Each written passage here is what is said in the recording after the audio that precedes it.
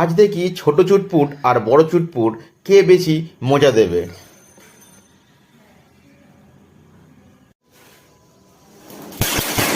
ছোট চুটপুট আওয়াজ মিষ্টি, সেফটিও বেশ, ছোটদের জন্য একদম পারফেক্ট।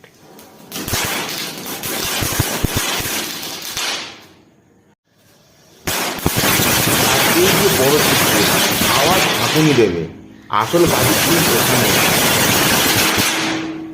তাহলে কোনটা তো ছোট চোট আর মজার, বড় আওয়াজ জমজমাট।